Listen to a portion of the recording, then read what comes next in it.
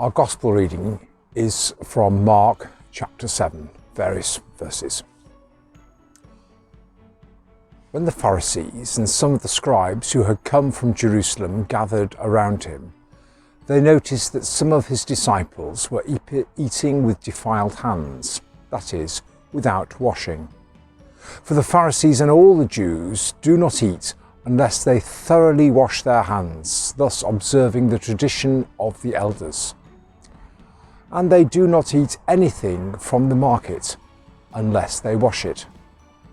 And there are also many other traditions that they observe: the washing of cups, pots, and bronze kettles. So the Pharisees and the scribes asked Jesus, "Why do your disciples not live according to the tradition of the elders, but eat with defiled hands?" He said to them, "Isaiah prophesied rightly about you hypocrites, as it is written, 'This people honours me with their lips, but their hearts are far from me. In vain do they worship me, teaching human precepts as doctrines. You abandon the commandment of God and hold to human tradition.'" Then he called the crowd again and said to them, "Listen to me, all of you, and understand. There is nothing outside a person that, by going in, can defile, but the things that come out are what defile.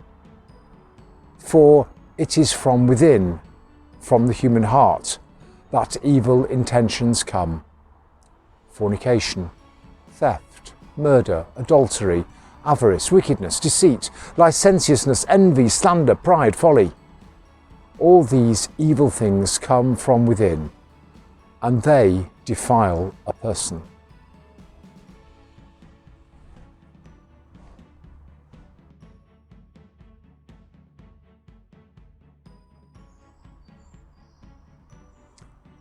God helps those who help themselves. Are you familiar with this text? Maybe you've even used it, and maybe when you've used it, you thought that you were quoting the Bible. Well, you weren't. You were quoting a version of self-help philosophy masquerading in biblical clothes. The Bible has lots to say about helping others. It has nothing to say about helping yourself without regard to others.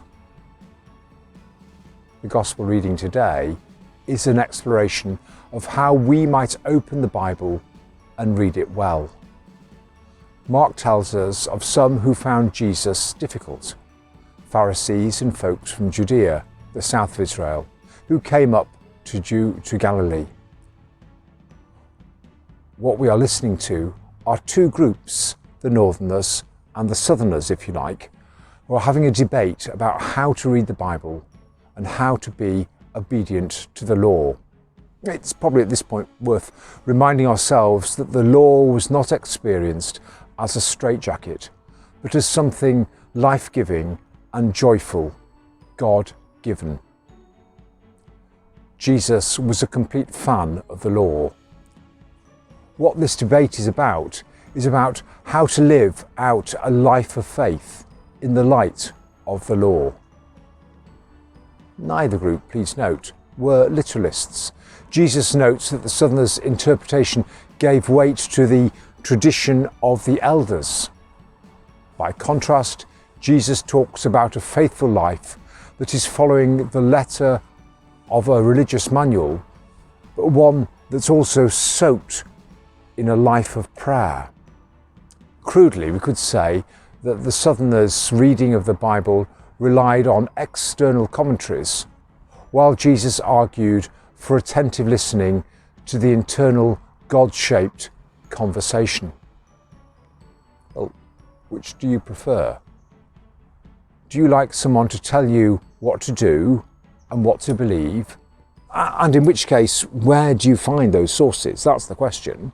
Or do you try to inform your conscience to make right choices in life that flow not from what you want to do, but from what you understand God longs for you to do?